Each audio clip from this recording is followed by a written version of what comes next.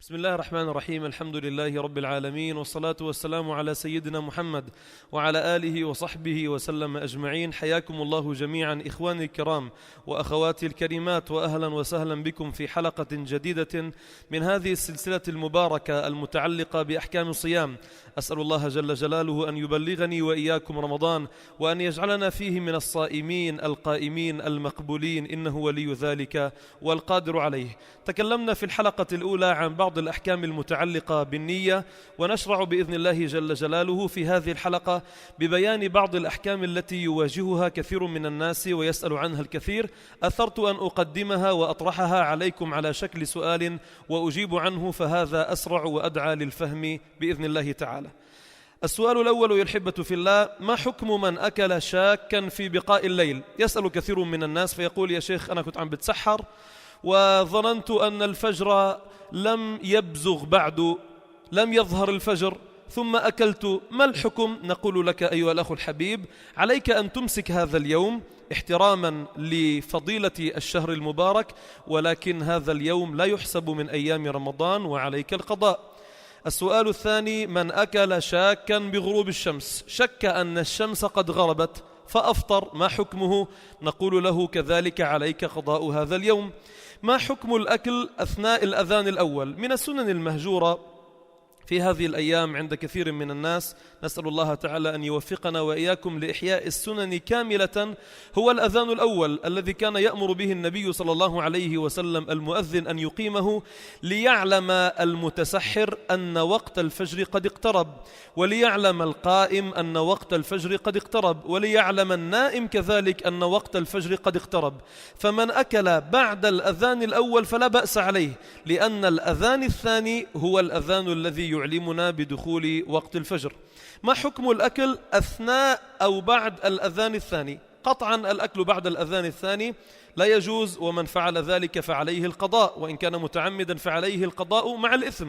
وما حكم الأكل أثناء الأذان الثاني؟ الأصل أيها الأحبة في الله أن الأذان الثاني هو إعلام للناس بدخول وقت الفجر، فإذا سمعت الأذان فعليك أن تمسك، إلا لقمة موجودة في فيك فلا بأس أن تبلعها، أو شربة تشربها فلا بأس أن تنتهي منها، ولكن عليك مباشرة أن تتوقف عند سماع الأذان الثاني، لأن الأصل فيه هو إعلام بدخول وقت الفجر. ما حكم الأكل والشرب ناسيا؟ الأكل والشرب في نهار رمضان وفي صوم الفرض وفي صوم النفل حكمه أنه لا بأس به. ما حكم من رأى أحدا يأكل أو يشرب ناسيا؟ الناس على نوعين: إما من كان يأكل أو يشرب ناسيا، صحيح أن هذا لا بأس عليه وأن صيامه صحيح، ولكن من رأى غيره يأكل أو يشرب ناسيا فعليه أن يذكره بالحكمة. وكذلك من رأى غيره من الناس والعياذ بالله وقع في الحرام وصار يجاهر بأكله وشربه أمام الناس، فما أمر الله عليه؟ عليك أيها الأخ الحبيب أن تنهى عن المنكر، وعليك أن تأمر بالمعروف. لكن دعوني هنا أبين مسألة مهمة.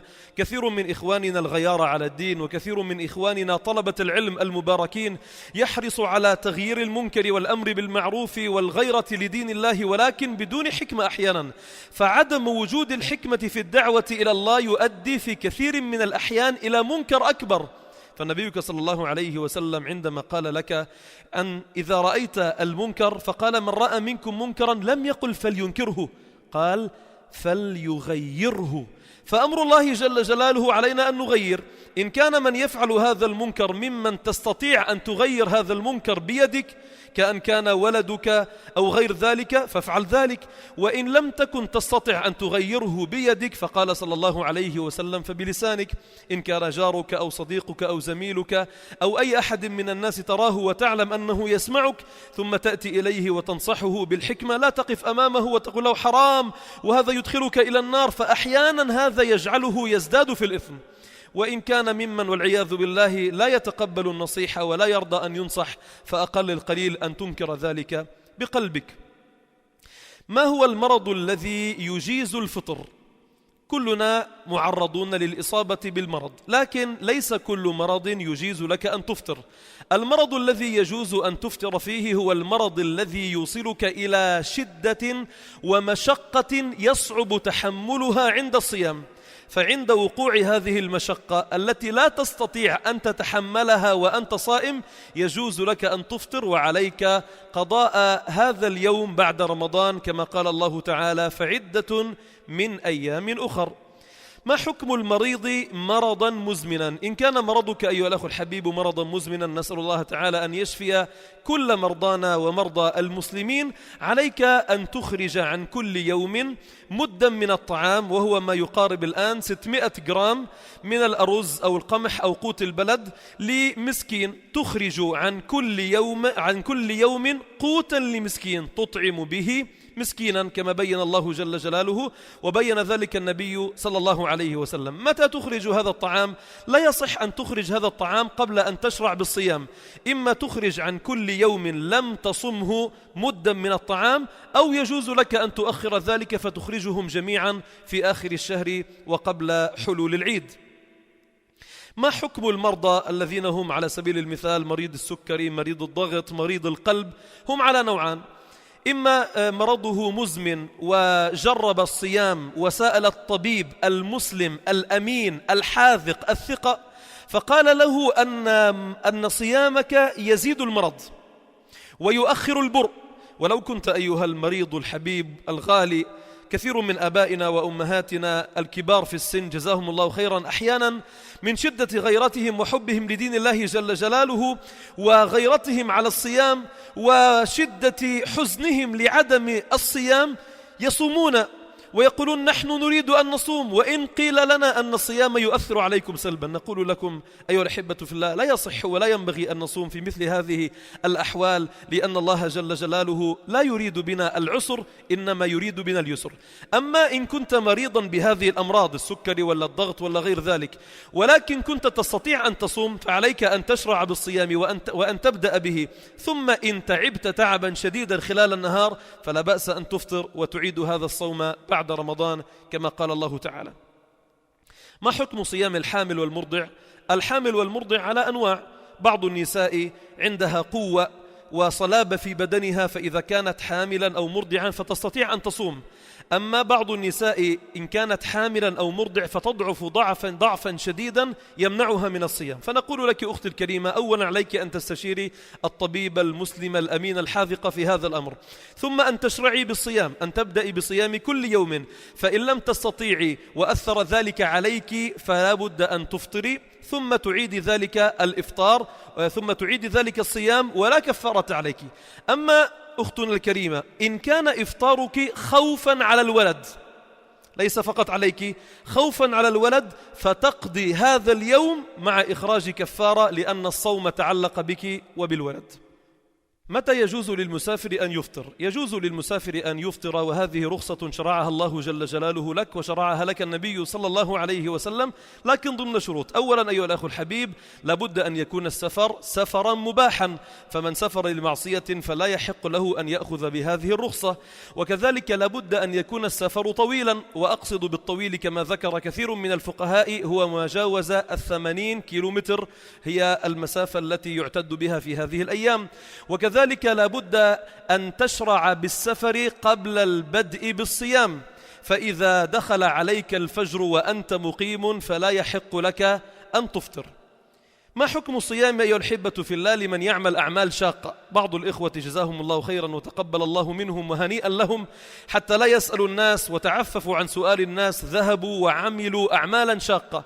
يقول بعضهم ويسأل كثير منهم: أحيانا هذه الأعمال الشاقة لا نستطيع من خلالها أن نكمل الصوم، ما الحكم الشرعي في هذا؟ الحكم الشرعي في هذا أيها الأحبة في الله أنه عليك أن تنوي الصيام في كل يوم، وأن تشرع بالصيام ثم تبدأ بعملك. إن لم تستطع بسبب المشقة الشديدة التي وقعت عند هذا العمل تستطيع أن تفطر ثم تعيد هذا الصوم بعد رمضان. وفي كثير من الأحيان البعض ينوي ذلك ويستعين بالله، والله جل جلاله يعطيه معية وقدرة خاصة، فلنستعن بالله جل جلاله على ذلك. يسأل كثير من الطلاب والطالبات عن حكم الصيام في وقت الاختبارات. كذلك أيها الأخ الكريم وأيتها الأخت الكريمة، تقبل الله منكم دراستكم، ولكن لابد لابد أن نعلم أن الصيام لا يسقط خصوصا في رمضان، لا يسقط بسبب الدراسة ولا يسقط بسبب الاختبارات، فكل الطلبة على صعيد العالم الإسلامي يصومون ويدرسون ويقدمون الاختبارات. استعن بالله جل جلاله وقدم الاختبار، إلا لا قدر الله إن صار وحدث معك أمرا طارئا ومرضا طارئا فيجوز لك أن تفطر ثم تقضي هذا اليوم بعد رمضان. هل الاحتلام في نهار رمضان يبطل الصوم؟ بعض الشباب، بعض الإخوة، بعض الأخوات يسألون إذا نمت في نهار رمضان ثم استيقظت وعلمت أني قد احتلمت فهل هذا الاحتلام يفسد صومي؟ أبدا، عليك أن تغتسل حتى تصلي، ولا بأس لو أخرت، كنت قد صليت الفرض ولو أخرت الغسل حتى دخول الوقت الثاني فلا شيء عليك. كذلك يسأل كثير من الإخوة إن كان قد أصابته الجنابة قبل دخول الفجر ثم دخل عليه الفجر وهو جنب فأخر الغسل من وقت الليل إلى ما بعد الفجر ثم دخل الفجر عليه وهو ناوي للصيام، فهل يفسد صومه؟ أبدا، لا يفسد صومه بسبب هذه الجنابة، لكن عليه أن يبادر بالغسل حتى لا تفوته الصلاة. امرأة طهرت ثم نوت الصوم وأخرت الغسل لبعد الفجر، طهرت قبل الفجر بوقت بسيط من الحيض الذي كان فيها ثم دخل عليها وقت الفجر، فحكمها كحكم الجنابة، صيامها صحيح، ولكن عليها أن تبادر بالغسل كي لا يفوتها صوم أو كي لا يفوتها صلاة الفجر. وكذلك من جاءتها الدورة الشهرية خلال صومها، إذا كانت صائمة وقبل المغرب بوقت ولو بوقت قليل جاءتها الدورة الشهرية فلا بد أن تمسك ما تبقى من هذا اليوم ثم تقضي هذا اليوم بعد انتهاء رمضان بإذن الله جل جلاله. السؤال الأخير الذي نجيب عنه في هذه الحلقة المباركة، يسأل كثير من الأخوات جزاهن الله خيرا من غيرتهن على الصيام يردن أن يأخذن دواء لتأخير الدورة. أيتها الأخوات الكريمات، جعل الله جل جلاله لك هذه رخصة أن تفطرين في وقت الحيض في وقت الدورة الشهرية، ولا عليك أن تأخذي من هذا الدواء. من أخذت هذا الدواء وصامت فصيامها صحيح، ولكن إن كان أخذ هذا الدواء يؤدي لأذى في بدنك ويؤدي لضرر ومفسدة في بدنك فأخذك لهذا الدواء مكروه. ما هي المفطرات التي إن أخذتها يفسد صومي؟ إن كان في العمر بقية نكمل ونبين ذلك في الحلقة القادمة، فتابعونا وكونوا معنا، وجزاكم الله خيرا، والسلام عليكم ورحمة الله وبركاته.